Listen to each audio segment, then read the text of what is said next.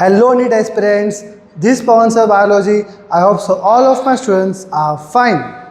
Today we are going to do two topics, that is sex determination and mutations. ये दो topics हम आज अच्छे से करेंगे.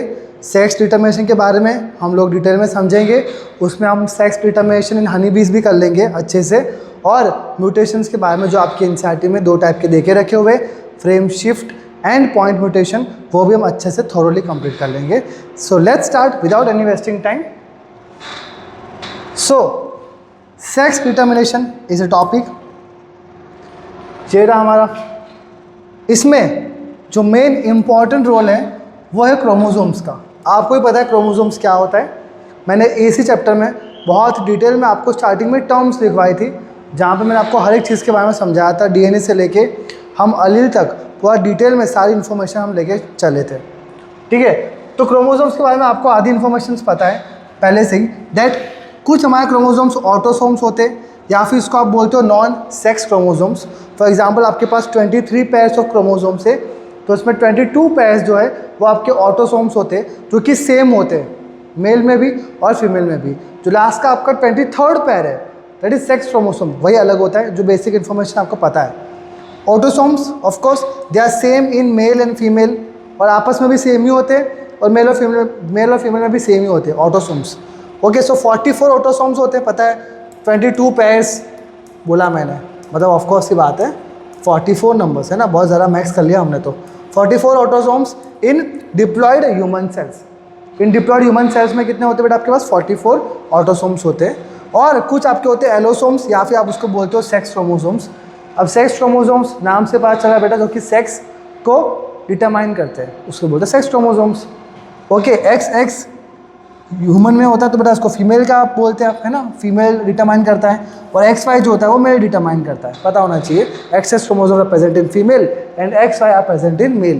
बेटा आपको याद रखना है, जब भी सेक्स डिटर्मिनेशन होता है तो हमेशा हिट्रोगैमेटिक वाले जो पेरेंट होते हैं वो डिसाइड करते हैं बेटा कि आपका सेक्स क्या है. मेल हो सकता है या फीमेल हो सकती है. हिट्रोगैमेटिक स्टेटमेंट समझो बेटा. Sex is always determined by the gender which is heterogametic. अभी नाम समझो, हिट्रो. ओ माय गॉड, अभी पेन गिर जाता. चलो, nice catch. Spiderman reflex, you know. Okay, hetero. बेटा हिट्रो क्या होता है? हिट्रो मतलब डिफरेंट, है ना. हिट्रो मतलब क्या होता है? डिफरेंट. और गैमेटिक मतलब क्या? उनकी गैमेट डिफरेंट है. तो देखो ना, ह्यूमन में मेल के पास डिफरेंट गैमेट है ना, X एंड Y, तो डिफरेंट गैमेट है ना बेटा, तो हिट्रोगैमेटिक हुआ. जबकि फीमेल कैसी है? फीमेल होमोगैमेटिक है. होमोगैमेटिक समझते हो ना, इसका अपोजिट. होमो मतलब सेम, और गैमेटिक मतलब आपके जो XX गैमेट है वो सेम है, तो होमोगैमेटिक. मेल जो होता है वो कैसा होता है? हिट्रोगैमेटिक. तो आपको हमेशा याद रखना है, मैं अभी आपको 3 टाइप के पढ़ाऊंगा सेक्स डिटर्मिनेशन. वहाँ पे आपको याद रखना है कि जो हिट्रोगैमेटी होती है बेटा, वही जेंडर डिसाइड करता है कि सेक्स क्या है. कुछ मेल हो सकते हैं और कुछ फीमेल भी हो सकती है, जो कि जेंडर डिसाइड करती है. हमारे में तो हालांकि मेल ही होते हैं जो कि सेक्स डिटरमाइन कर सकते हैं, जो कि हेल्प करेंगे. ठीक है, डन करते हैं, आगे चलते हैं. अब बेटा एक छोटा सा 4-5-3-4 लाइन का आपके एनसीईआरटी ने एक साइंटिस्ट के बारे में लिख के रखा हुआ है, तो वो पढ़ लेते हैं. बड़ा हैंकिंग नाम का एक साइंटिस्ट था. हैंकिंग 1891 में he was working on spermatogenesis in insects. तो इंसेक्ट्स के ऊपर वो स्पर्मेटोजेनेसिस के बारे में पढ़ रहा था. तो उसने एक चीज़ अनयूजुअल नोटिस की कि जो मेल है बेटा, उसमें आपके पास 50% ही X क्रोमोसोम्स रिसीव होते हैं और 50% रिसीव नहीं होते हैं. सुनना मेरी बात बेटा, जो इंसेक्ट्स होते हैं उनमें जो मैकेनिज्म होता है सेक्स डिटर्मिनेशन का बेटा, वो कैसा होता है? XX होता है और XO होता है. मतलब XX chromosomes are present in female and XO chromosomes are present in male. वो मतलब एब्सेंस, मतलब एक ही क्रोमोसोम्स होता है, X क्रोमोसोम्स मेल के पास. किसकी बात की मैंने? इंसेक्ट की बात की. तो उसने ये नोटिस किया बेटा कि 50% मेल गैमेट में आपको X बॉडी मिल रही है. मतलब आपके पास एक ही X क्रोमोसोम्स आ रहा है मेल के अंदर, एक ही X क्रोमोसोम्स आ रहा है, बाकी 50% नहीं आता. जबकि फीमेल में ऑफकोर्स 50-50 दोनों आते हैं, है ना, X क्रोमोसोम्स S क्रोमोसोम्स. लेकिन मेल में सिर्फ 50% ही X क्रोमोसोम्स आते हैं. तो 50% ही आपके मेल गैमेट में एक्स बॉडी आया था। उसको उसने एक्स क्रोमोसोम नहीं बोला, उसने एक्स बॉडी बोली थी, क्योंकि तब एक्स क्रोमोसोम्स ये वर्ड डिस्कवर नहीं हुआ था, मतलब ये नाम नहीं रखा गया था, पहले उसको एक्स बॉडी बोला था कि एक्स बॉडी जो होती है वो 50% मेल गैमेट में आती है और 50% नहीं आती। ये आपके एनसीईआरटी में लिखा हुआ है। फिर फर्दरमोर आपके एनसीईआरटी में ये लिखा होगा that in furthermore some scientist have discovered that X body is actually X chromosomes. तो सम साइंटिस्ट में बेटा आपको विल्सन का नाम ऐड कर लेना, ये आपके एनसीईआरटी में नहीं होगा। ओके, सो एक्स क्रोमोसोम बोल दिया किसको, एक्स बॉडी को। आगे जाके उन्होंने बोल दिया कि एक्स क्रोमोसोम्स, कि एक्चुअली वो एक्स क्रोमोसोम था जो आपने एक्स बॉडी बोला था। ठीक है, तो मतलब कुछ नहीं, वही समझाया कि मेल में 50% ही एक्स आता है और 50% नहीं आता। तो ये मेल, ये फीमेल होती है, ये मेल होता है इंसेक्ट में। अभी पढ़ाऊंगा टाइप, डोंट वरी, ये इंसेक्ट का टाइप होता है सेक्स डिटर्मिनेशन का, अभी पढ़ाऊंगा, डोंट वरी। स्टोरी समझ आई आपकी बेटा, हैंकिंग की स्टोरी थी, स्पर्मेटोजेनेसिस के ऊपर काम किया, मेल गैमेट में 50% एक्स बॉडी रिसीव हो रही थी और 50% नहीं हो रही थी। ओके, दैट इज़ वाई जो मेल था उसमें 50% ही एक्स क्रोमोसोम्स था, है ना, दैट्स वाई वो हेट्रोगैमेटिक कंडीशन में था। ओके, बाद में विल्सन ने आगे जाके उसको एक्स क्रोमोसोम बोल दिया था, ये बात थी। अब चलते बेटा टाइप्स ऑफ सेक्स डिटर्मिनेशन, ये बहुत ही इंपॉर्टेंट टेबल है। मैं आपका जो एनसीईआरटी में पूरा लंबा सा एक पेज लिखा होगा ना बेटा, तो पूरा मैंने आपके एक टेबल में ख़त्म कर दिया। ये बेटा पावर है पवन सर के डायग्राम्स की, है ना, पवन सर के टेबल्स की। तो बेटा टाइप्स लिखते हैं या फिर आप बोल लो उसको सेक्स डिटर्मिनेशन मैकेनिज्म, एक ही बात है, कुछ भी बोल लो आप, है ना, मैकेनिज्म बोल लो या टाइप्स बोल लो। बेटा 3 टाइप के देके रखे आपके एनसीईआरटी ने। तो लेट्स स्टार्ट। XXXO टाइप जो अभी हमने जस्ट पढ़ा, है ना। XX क्रोमोसोम किस में होते हैं बेटा, फीमेल में होते हैं। XO किस में होते हैं बेटा, आपके मेल में होती है। O मतलब 0 बेटा, कि एक ही X क्रोमोसोम होता है, ऐसा। ओके, एग्जाम्पल किस में बेटा, many insects and grass offers. Many insects and grass offer में क्या होता है, XXXO टाइप का होता है, जहाँ पे मेल में कितने क्रोमोसोम्स होते हैं, XO, है ना, मतलब एक ही क्रोमोसोम है हालांकि, पर XO लिखा है, मतलब अलग है। अगर मैं बोलूँ कि इन दोनों में से हेट्रोगैमेटिक कौन सा है, तो ऑफ कोर्स हेट्रो का मतलब डिफरेंट, तो डिफरेंट हो गया ना बेटा। ये मेल में क्या होता है बेटा, डिफरेंट होता है, XO क्रोमोसोम। बाकी फीमेल में तो सेम ही है, XX। तो हेट्रोगैमेटिक कहाँ देखी गई इंसेक्ट में, ऐसे क्वेश्चन पूछते हैं। इंसेक्ट्स में हेट्रोगैमेटिक कहाँ देखी जाती है, आप बोलोगे in males heterogametic is seen, okay, in insects. Done. तो ये बात होगी इसकी। तो जाहिर सी बात है यहाँ भी बेटा सेक्स कौन डिटरमाइन कर रहा है, मेल डिटरमाइन कर रहा है। क्यों, बिकॉज वो हेट्रोगैमेटिक है। सर ने बताया अभी कि जो हेट्रोगैमेटिक होता है बेटा वो सेक्स डिटरमाइन करने की क्षमता रखता है, तो ऑफकोर्स यहाँ पे अलग है, तो ये सेक्स डिटरमाइन करेगा।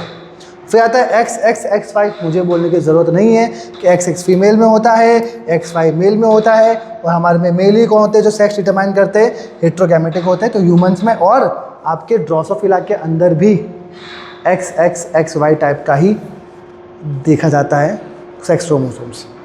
ठीक है ये बातें हो गई इसकी। तो ये तो बोलने की मुझे ज़रूरत नहीं थी, या तो आपको ऑलरेडी पता है, बस ड्रोसोफिला खाली याद रखना, ये अलग है, तो आपको कंफ्यूज कर सकता है बेटा, ये भी XXXY में ही आएगा। फिर आता है ZWZZ, ये भी आपके एनसीईआरटी में। अब सुनना, ये थोड़ा अलग है, इसके ऊपर क्वेश्चन बनेगा।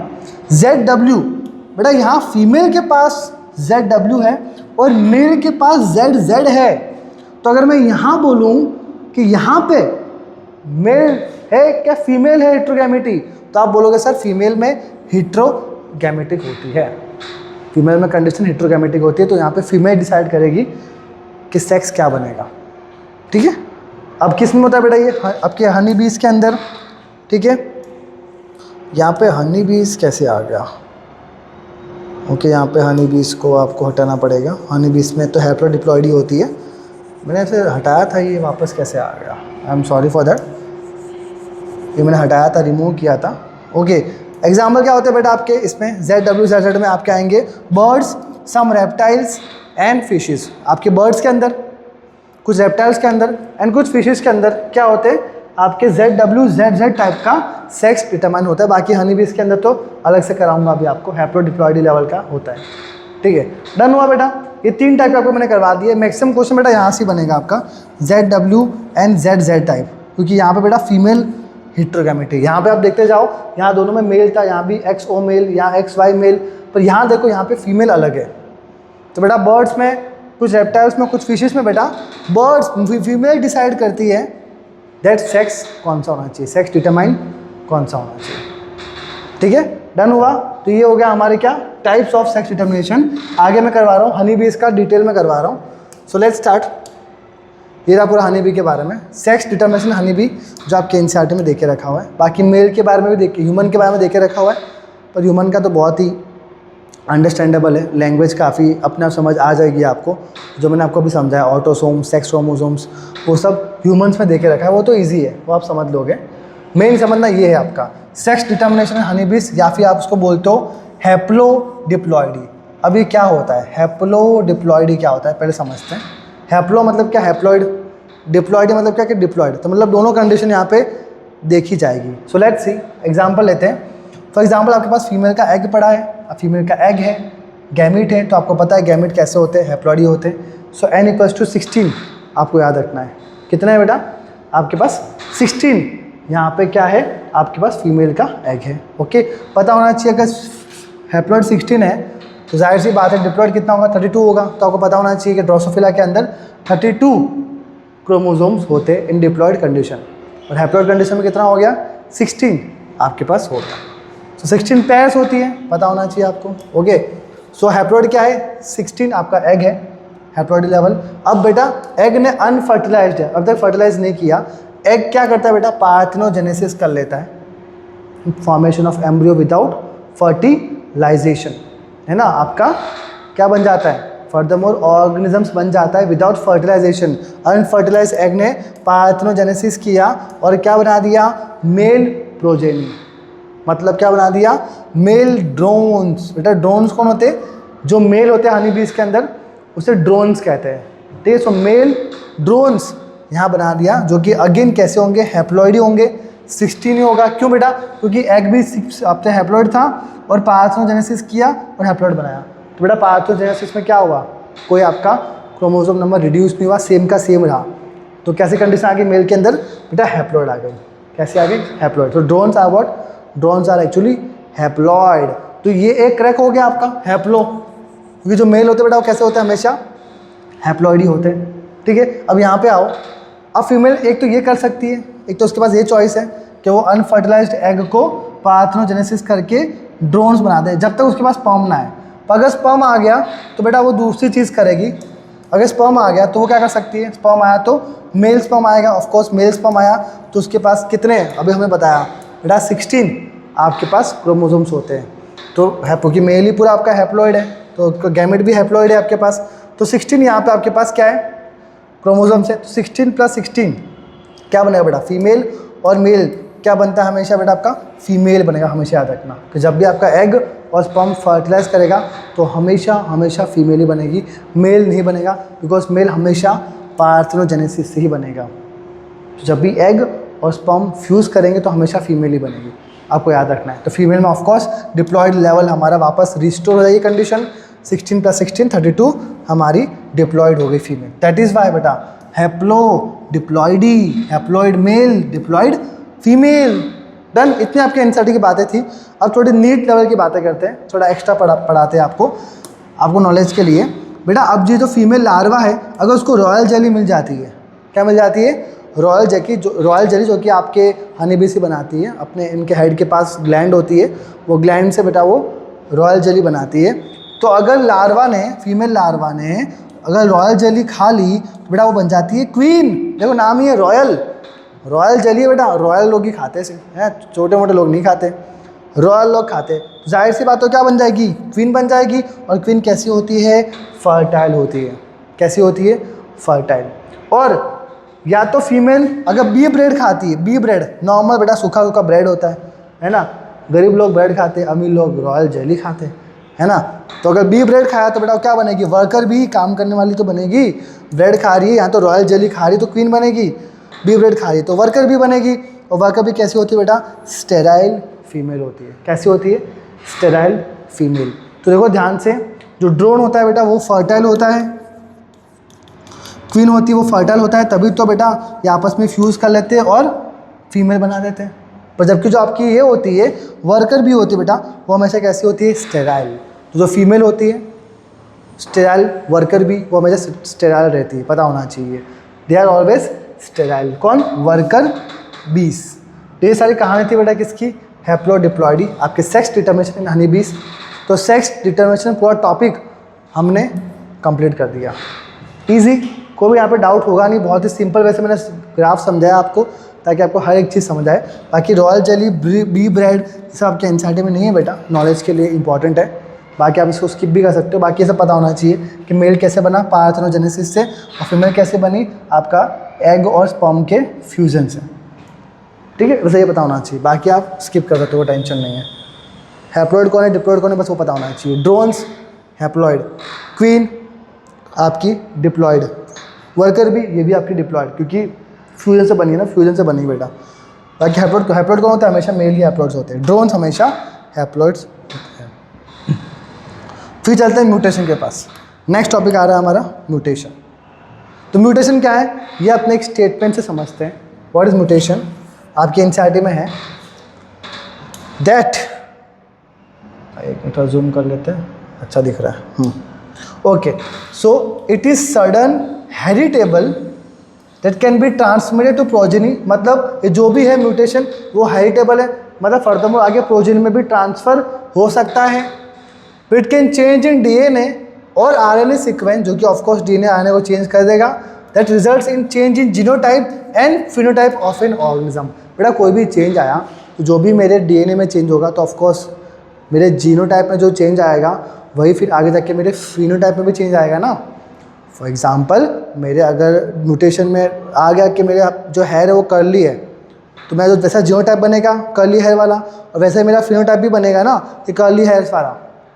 समझ आया क्या नहीं? तो जैसा जीनोटाइप चेंज होगा वैसा बेटा वैसा फिनोटाइप चेंज हो जाएगा। ठीक है, और एक सडन हेरिटेबल चेंज है, पता होना चाहिए। Mutation is a sudden heritable change. Okay, अगर टाइप्स की बात करूँ, सो टाइप्स ऑफ म्यूटेशन, इससे पहले एक और स्टेटमेंट थी, ये वाली पढ़ लेते। Recombination and mutation leads to variation on DNA in DNA. ये मैं आपको पहले करवा चुका हूँ कि वेरिएशन का क्या रीज़न हो सकता है, या तो म्यूटेशन या तो रिकॉम्बिनेशन। ये मैं आपको पहले बता चुका था जब मैं आपको टर्म्स करवा रहा था, जब मैं आपको तो वेरिएशंस में मैंने आपको ये चीज़ लिखवाई थी, recombinations and mutation leads to variation in DNA. Types of mutation की बात करें बेटा, तो फर्स्ट है आपके एनसीईआरटी में है that is frame shift mutation. अब नाम से चीज़ें क्रैक करो बेटा। फ्रेम शिफ्ट मतलब क्या, कोई शिफ्ट हो रहा होगा आगे पीछे, है ना। फॉर एग्जाम्पल कोई 5 लोग खड़े, मैं एक को अगर निकाल दूँ तो शिफ्ट हो गया ना, तो वैसे हम कुछ करने वाले हैं। Deletions and insertion of base pairs of DNA. अगर आप बेस पेयर को डिलीट कर रहे हो या इंसर्ट कर रहे हो तो इसे क्या बोलते हो आप बेटा, फ्रेम शिफ्ट म्यूटेशन। अब बेस पेयर क्या है मुझे ये समझाने की ज़रूरत नहीं है, ये आपको 11th में ऑलरेडी आता है, आपने बेस पेयर्स पढ़े थे, है ना। एडेनिन के सामने गुआनिन, थाइमिन, साइटोसिन, ये सब आप पढ़ चुके हो ऑलरेडी, है ना। बस सीक्वेंस कैसे रहते हैं इनके, कि इनके सीक्वेंस रहते हैं कि एक के सामने टी होता है हमेशा और जी के सामने हमेशा सी होता है। ठीक है, एडेनिन के सामने थाइमिन, गुआनिन के सामने साइटोसिन, ATGC। ये सारे बेस पेयर जो पता होना चाहिए डीएनए में। बाकी आपको पता है AUG से भी होता है, AUGC। ये किस में होगा बेटा, ये आपके आरएनए में होगा, ये डीएनए में होता है, ये आरएनए में होता है। ये सारी चीज़ें आपको ऑलरेडी पता है, बायोमोलिक्यूल से रिलेटेड है। ठीक है, अब आगे चलते हैं, बेस पेयर्स की बात करते हैं, कैसे वो डिलीशन और कैसे इंसर्शन करेंगे, लेट्स सी। तो बेटा ये जो एग्जांपल आ रहा है ये वाला, ये इंसर्शन का है, सुनना समझना खाली इसको ध्यान से कि मैंने कैसे इसको इंसर्ट करने वाला हूँ बेस पेयर्स को। तो कुछ चीज़ें आपको पता होनी चाहिए। फॉर एग्जांपल देखो यहाँ पे आपके एमआरएनए का एक स्टैंड है यहाँ पे, और यहाँ देखो AUG, AAG, UUU, GGC, UA, ये सब क्या है बेटा, ये आपके बेस पेयर्स ही तो है। Adenine, uracil, guanine, adenine, guanine, uracil, ये सारे आपके बेस पेयर्स तो है नाइट्रोजन के। ये हमेशा 3 की फॉर्म में रहते हैं बेटा, ट्रिपलेट्स के फॉर्म में रहते हैं, और स्पेसिफिक आपके अमाइनो एसिड्स कोड करते हैं। ये सब बेटा आपका आएगा नेक्स्ट चैप्टर में, MBI के चैप्टर में आपका सब आने वाला है, मॉलिक्यूलर बेस ऑफ इनहेरिटेंस। तो आपका नेक्स्ट चैप्टर है, उसमें सब डिटेल में कराऊंगा मैं। अभी खाली समझो कि जो आपके बेस पेयर्स होते हैं बेटा वो ट्रिपलेट्स के फॉर्म में होते हैं और कुछ स्पेसिफिक अमाइनो एसिड्स को कोड कर रहे होते हैं। तो फॉर एग्जांपल यहाँ पे सीक्वेंस है AUG, AAG, ये हमेशा ट्रिपलेट्स के फॉर्म में होते हैं। तो अगर मैं यहाँ पे बोलूँ कि मैं यहाँ पे अगर फॉर एग्जांपल U डाल दूँ, कहाँ पे, AUG के बाद में अगर मैं यहाँ पे U डालूँ तो क्या होगा बेटा, जैसे U आएगा तो फिर U के साथ फिर AA हो जाएगा, तो UAA बन जाएगा ट्रिपलेट्स के फॉर्म में। क्योंकि हमने यू को इंसर्ट कर दिया। तो देखो ध्यान से कैसा बना हमारा, AUG बना, ये तो सेम ही था हमारा। तो देखो यहाँ पे मैंने यू लगा दिया, इंसर्ट किया, तो क्या बन गया अब UAA। अब ये तीनों मिलके स्पेसिफिकली स्टॉप कर सकते हैं, कोई अमाइनो एसिड को बनने नहीं देंगे, स्टॉप कोडॉन है ये, इसे पढ़ाऊंगा डिटेल में। अब इतना समझो कि मैंने यहाँ पे इंसर्ट कर दिया इंसर्ट किया तो क्या बन गया, देखो UAA, सिंपल। कोई फॉर एग्जांपल कोई 5 लोग खड़े हैं, है ना, 1 2 3 4 5। अब मैं सेकंड और थर्ड के बीच में किसी को घुसेड़ दूँ, फॉर एग्जांपल मैंने किसी को घुसाया, किसको, फॉर एग्जांपल मैंने 3 को घुसा दिया अंदर, तो अब क्या बनेगा सीक्वेंस, देखो 1 2, फिर यहाँ पे 3 हो जाएगा ना, क्योंकि मैंने यहाँ पे उसको घुसेड़ दिया, फिर 3 4 5, समझ आया। तो ये 3 की पैर में ऐसा हुआ, तो यहाँ पे मैंने बस इंसर्ट कर दिया बीच में, सिंपल। तो यहाँ पे 3 हमारा यहाँ पे आ चुका है, ठीक है, डन हुआ। कहाँ गया अपना, ये रहा, ओके डन। तो ये इंसर्शन की बातें करी मैंने, बाकी सेम के सेम सीक्वेंस रहते हैं, जहाँ पे आपने इंसर्ट किया तो वो ट्रिपलेट के फॉर्म में लग जाता है। बेटा आपको डिटेल में समझना नहीं है इतना, आपके एनसीईआरटी में सिर्फ डिलीशन और इंसर्शन ये लिखा हुआ है। इंसर्शन का मतलब क्या होता है बेटा, कुछ नहीं, बेस पेयर को इंसर्ट करना, खत्म बात। और डिलीशन मतलब क्या होता है, लेट्स सी डिलीशन मतलब क्या होगा। डिलीशन मतलब फॉर एग्जांपल ये सीक्वेंस है वापस AUG AAG, फॉर एग्जांपल अगर AAG को पूरा उड़ा दूं मैं, तो क्या होगा, ये शिफ्ट हो जाएगा बेटा, यहाँ पे ये UUG यहाँ शिफ्ट होगा, देखो वही हुआ, देखो यहाँ पे AUG हुआ और AAG को मैंने उड़ा दिया तो AAG हट गया, तो आगे शिफ्ट हो गया ना, ये वाला हमारा UUU हमारा शिफ्ट हो गया। हमने यहाँ पे एक और U डाल दिया बेटा, UUU, जो कि फिनाइल एलानिन को कोड करता है, फिनाइल एलानिन को कोड करता है बेटा ये। भाई कोई टेंशन नहीं है, आपको बस शिफ्ट कर देना, ये आगे आगे शिफ्ट कर दो, वही बात हो गई। फॉर एग्जांपल 1 2 3 4 5, अब उसको मैंने अगर 3 नंबर वाले पर्सन को निकाल दिया तो क्या होगा, 1 2 4 5 हो जाएगा। सिंपल बात है, इंसर्ट करना है और डिलीट करना है, सिंपल। इतना दिमाग में रखो, बाकी ये सब कुछ मैंने बहुत ही डिटेल में समझाया हुआ है, बाकी इतना कुछ समझने की ज़रूरत नहीं है। नॉर्मल खाली आपको ये समझना है कि कुछ भी आप डालोगे, इंसर्ट करोगे तो शिफ्ट होगा, that is called frame shift mutation. अब देखो इसमें अगर अपने 3 के मल्टीपल में किसी को निकाल रहे हैं, फॉर एग्जांपल मैं पढ़ा रहा हूँ, क्वेश्चन स्टेटमेंट पढ़ना, इफ 3 न्यूक्लियोटाइड्स और in multiple of 3 are added और deleted from DNA then frame is not shifted. Frame कब शिफ्ट नहीं करेगी बेटा, अब ध्यान से देखो, अगर मैंने 3 के मल्टीपल में उड़ा दिया, ठीक है, तो यहाँ पे खाली आपको नॉर्मली हल्का शिफ्ट देखने को मिलेगा, ऐसे शिफ्ट हो गया नॉर्मली, AAG आ गया, फिर UU आ गया। पर अगर मैं बीच वाले को उड़ाता हूँ या फिर इसको उड़ाता हूँ तो प्रॉपर हर एक चीज़ मुझे शिफ्ट करती हुई दिखेगी, ठीक है। क्या बोला मैंने, कुछ नहीं बोला मैंने बोला नॉर्मली अगर मैं AUG को एक साथ उड़ाता हूँ तो आपको नॉर्मली हल्का सा शिफ्ट देखने को मिलेगा या फिर कुछ चेंज देखने को मिले ही ना, सिंपल यहाँ से स्टार्ट हो गया आपका AUG, ऐसे स्टार्ट हो गया आपका। तो अगर मैं बीच में से किसी को उड़ा रहा हूँ तो आपको शिफ्ट देखने को मिल सकता है। तो बेटा फ्रेम शिफ्ट कब देखने को नहीं मिलता, जब आप 3 न्यूक्लियोटाइड्स और मल्टीपल ऑफ 3 में आप कुछ चीज़ को इंसर्ट कर रहे हो या फिर डिलीट कर रहे हो, तब वो फ्रेम शिफ्ट देखने को नहीं मिलता। बट अगर आप किसी पर्टिकुलर चीज़ को निकाल रहे हो बीच में से, तो आपको फ्रेम शिफ्ट देखने को मिलता है। निकाल रहे हो या फिर इंसर्ट कर रहे हो तब देखने को मिलता है। डन, ये हो गया फ्रेम शिफ्ट म्यूटेशन। अब चलते हैं पॉइंट म्यूटेशन। अब पॉइंट म्यूटेशन मतलब क्या, कि कोई स्पेसिफिक पॉइंट से अगर हम चीज़ को डिलीट कर रहे हैं, है ना, तो इट्स कॉल्ड पॉइंट म्यूटेशन। मतलब अब म्यूटेशन ड्यू टू चेंज, हम चेंज कर रहे हैं, या तो इंसर्ट कर सकते हैं, डिलीट कर सकते हैं। अब mutation due to change in single base pair of DNA, क्या बोलते हैं उसका, पॉइंट म्यूटेशन। एग्जाम्पल क्या है बेटा, सिकल सेल अनेमिया। तो ये आपके एनसीईआरटी में ऐसा कुछ इमेज दिया होगा, तो ध्यान से देखना। ये सिकल सेल अनेमिया मैं आगे भी डिटेल में पढ़ाने वाला हूँ, अभी क्या समझ लो कि पॉइंट म्यूटेशन क्या होता है।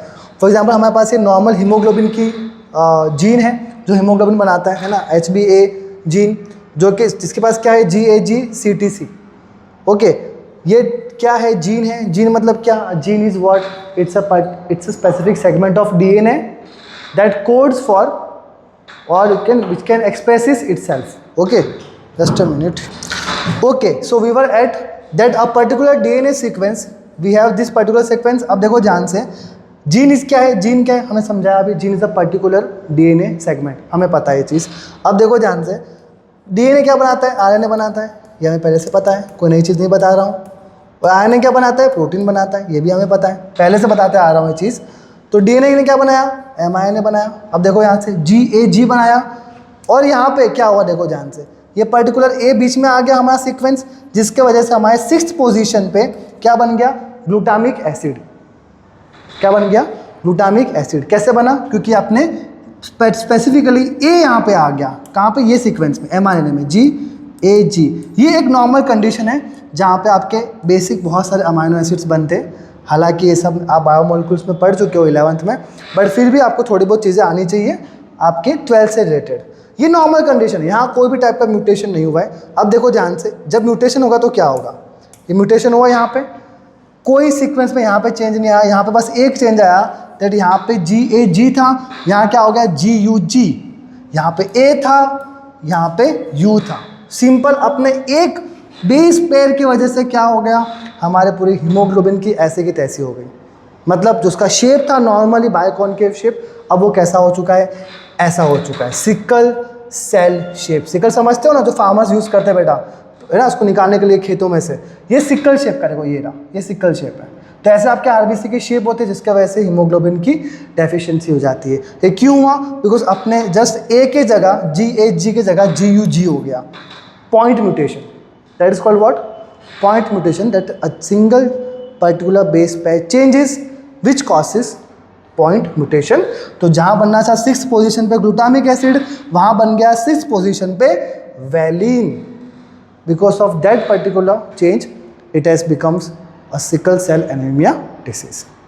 Got it. तो ये हमारी बात थी किसकी, पॉइंट म्यूटेशन की। इतनी हमने नॉर्मली बेसिकली बात कर ली है, सिकल सेल शेप का होता है। बाकी डिटेल में और भी बातें करूँगा, आने वाला टॉपिक है ही इसका, बट तो भी थोड़ा बहुत आपको आइडिया दे दिया है। That A replaces U and glutamic acid जगह बन गया हमारा वैलिन।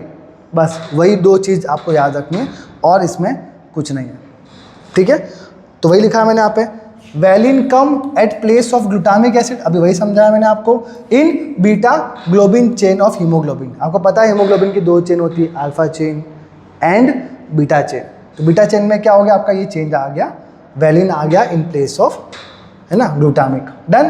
फिर चलते आगे, incorrectly functioning globin chain is form, जिसके वजह से क्या होगा, ऑफकोर्स बीटा ग्लोबिन चेन में डिफेक्ट वाली बीटा ग्लोबिन चेन आएगी, ठीक है। 2 अल्फा होते हैं, 2 बीटा होते हैं, ये सारी चीज़ें हमने ऑलरेडी पढ़ रखी है 11th स्टैंडर्ड में। ये आपका हीमोग्लोबिन का स्ट्रक्चर बनाते हैं। तो यहाँ पे बीटा चेन में प्रॉब्लम हो रही है, यहाँ की बीटा चेन की क्वालिटी में प्रॉब्लम हो रही है, जिसके वजह से सिकल सेल एनीमिया होता है, ठीक है। तो ये लिखा है मैंने यहाँ पे, सिकल सेल एनीमिया क्यों होता है, because of qualitative problem. It is what, a qualitative problem. Quality में प्रॉब्लम हो गया क्योंकि एक पर्टिकुलर हमारा बेस पे चेंज हो गया, A की जगह U आ गया। That is the only reason कि इसके वजह से अपना सिकल सेल एनीमिया हो गया। बाकी डिटेल में बातें करूंगा इसके बारे में, आगे चलते हैं। Since genes are present on chromosomes, mutations may be result in abnormalities और एबेरेशन और क्रोमोसोम्स। अब जीन कहाँ पे, क्रोमोसोम्स के अंदर ही, पता है आप लोगों को। क्रोमोसोम्स एक गाड़ी है जिसके ऊपर कौन बैठा होता है, जीन बैठा होता है। ये आपको ऑलरेडी पता है चीज़ें, ओके। तो जीन जहाँ म्यूटेट करेगा तो जाहिर सी बात है क्रोमोसोम्स भी तो म्यूटेट करेगा। That is what, that is called chromosomal aberration या क्रोमोसोमल एबनॉर्मलिटीज। एबरेशन का मतलब ही क्या होता है, एबनॉर्मलिटी, कि क्रोमोसोम के स्ट्रक्चर में कोई चेंज आना या क्रोमोसोम के नंबर में कोई चेंज आना। That is called what, chromosomal aberration. Example, chromosomal aberration are seen in cancer cell. Cancer cell में आपको ये क्रोमोसोमल एबरेशन दिखा जाता है, जो कि आपको मैं 12th में पढ़ाऊंगा, human health and disease chapter में आपका कैंसर का टॉपिक होगा। तो उसमें मैं ये चीज़ डिटेल में समझाऊंगा how chromosomal aberration actually forms. बाकी आपके एनसीईआरटी में कुछ बातें लिखी हुई थी जो आपने पढ़ ली है। लास्ट चले थे म्यूटाजेंस। म्यूटाजन क्या है, नाम से क्रैक करो, म्यूटाजन। म्यूटा मतलब जो भी हमने पढ़ा पूरा टॉपिक, म्यूटेशन। जेन मतलब जेनेसिस, मतलब फॉर्म करना, मतलब जो म्यूटेशन को फॉर्म करते, that is called what, mutagens. अब the agents which causes mutation, of course it is called what, mutagens. जो एजेंट्स म्यूटेशन कॉज करते हैं it is called what, mutagen. Simple. अब चलते आगे। एजेंट्स 2 टाइप के हो सकते हैं, आपके physical mutagens and chemical mutagens. अब फिजिकल म्यूटेजेंस में क्या, आपके रेडिएशन आते हैं। आपको भी पता है, आपने सुना भी होगा, UV rays are very harmful for our skin, it causes cancer also, okay. So radiations यहाँ पे हैं, दो टाइप की हो सकती है, ionising and non ionising. Again ये सब आप HHD में पढ़ने वाले हो, ह्यूमन हेल्थ एंड डिजीज़, ये वहाँ पे आप पढ़ोगे, आप अभी से पढ़ के आ रहे हो चीज़, एडवांस में कर रहे हो आप इसी चैप्टर में। HHD वाला कुछ पार्ट कर रहे होगे आप, ह्यूमन हेल्थ एंड डिजीज़ वाला कुछ पार्ट यहाँ पे मैंने डाल दिया है। दैट फिजिकल म्यूटाजेंस में रेडिएशंस आते हैं which can be of two type, ionising and non ionising. Ionising में कौन आएगा आपके X rays and gamma rays, and non ionising में कौन आएंगे आपके यूवी रेज। ये आपको याद रखना है, ये आपको PYQ भी आ चुका है, that non ionising rays is what, UV rays. तो ये मैं इस चैप्टर से उस चैप्टर के साथ लिंक भी कर सकता हूँ। तो अगर मैं PYQ इस चैप्टर में देता हूँ तो ये चीज़ गलत नहीं है, बिकॉज यही नीट में होता है, दो चैप्टर कंबाइन करके आपका एक PYQ बन जाता है। तो ऐसे मैंने अभी यहाँ पर दिखाया आपको कि कैसे मैंने एक टॉपिक को लिंक किया, वैसे आपको लिंक करना आना चाहिए एक टॉपिक के दूसरे टॉपिक के साथ। ठीक, फिर चलते केमिकल म्यूटाजेंट्स, उसमें आपकी मस्टर्ड गैस आएगी, फिनॉल आएगी, फॉर्मलिन, एसिटिक एसिड, ये सारे क्या है, सब केमिकल्स हैं। आपने ये नाम सुना होगा फॉर्मेलिन। बेटा जो आपके बायोलॉजी लैब में जो आपके सैंपल रखे जाते हैं ना, उसमें जो लिक्विड होता है ना, दैट इज़ फॉर्मेलिन। वो क्यों रखते हैं बेटा, क्योंकि उसको प्रिजर्व रखा जाता है आपके स्पेसिमेंट्स को, ताकि वो डिके ना हो, ताकि वो सड़े ना। दैट्स वाई फॉर्मेलिन एक लिक्विड है जिसके अंदर आपके ये स्पेसिमेंट्स को रखा जाता है, जहाँ पे बहुत सारे स्पेसिमेन आपके बायोलॉजी लैब में होंगे, जहाँ पे हर्डमानिया, स्नेक, ये सारे डिफरेंट टाइप के स्पेसिमेंट्स को रखा जाता है फॉर्मेलिन के अंदर। तो ये सारे क्या है बेटा, ये केमिकल म्यूटाजेंट्स हैं। तो केमिकल के वजह से भी म्यूटेशन कॉज हो सकता है और फिजिकल म्यूटाजेंट के वजह से भी कॉज हो सकता है। ओके, स्पाइडरमैन रिफ्लेक्स काम नहीं किया मेरा, ढूंढता हूँ मैं जाके, अभी कहीं खो गया। But anyway our topic is has been over and we will see in our next session. Today we have completed that is a 2 topic which is sex determination and mutation. So DPPs आपको send कर दूंगा, as well as जो notes है वो भी आपको provide हो जाएंगे। तो मिलते हैं in our next session. Thank you so much.